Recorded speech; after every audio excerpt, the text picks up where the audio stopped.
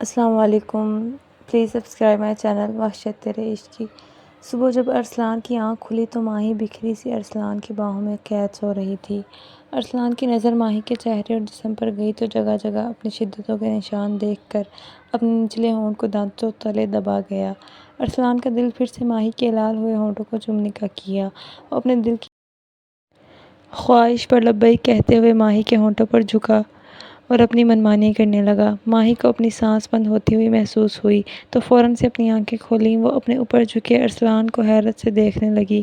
ارسلان کو ماہی کے اٹھنے کا پتہ چل گیا تھا. وہ مزید بہکتا اپنی منمانی کرنے لگا. ماہی کے جسم سے شرٹ کو اوپر اٹھائے وہ اپنے ہاتھوں سے بے باکی کے ساتھ چھونے لگا.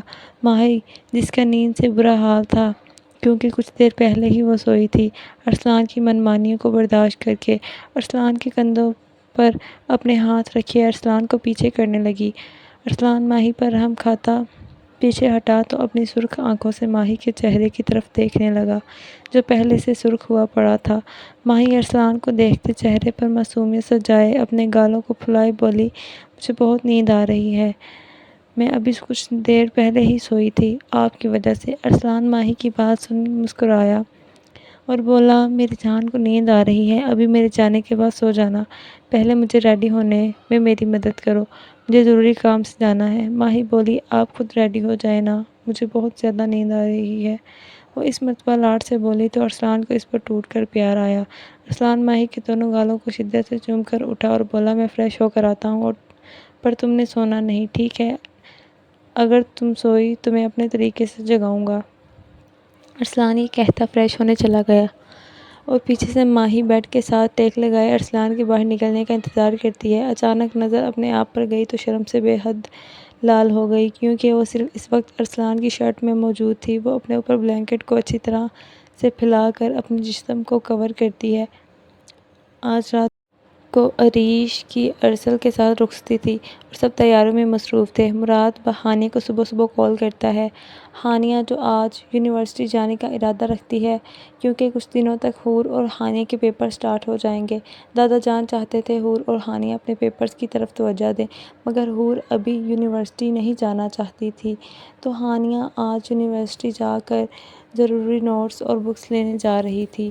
دادا جان مصروف تھے، اس وجہ سے وہ ہانیہ نے انہیں بے فکر ہو کر اپنے کام کرنے کا بولا اور وہ خود ہی یونیورسٹی جا کر ضروری چیزیں لے آئے گی.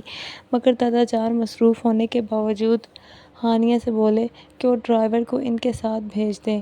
وہ ڈرائیور کے ساتھ جا کر ضروری ڈاکیومنٹس لے کر واپس آ جائے گی، جس سے ہانیہ نے کوئی اعتراض نہ کیا.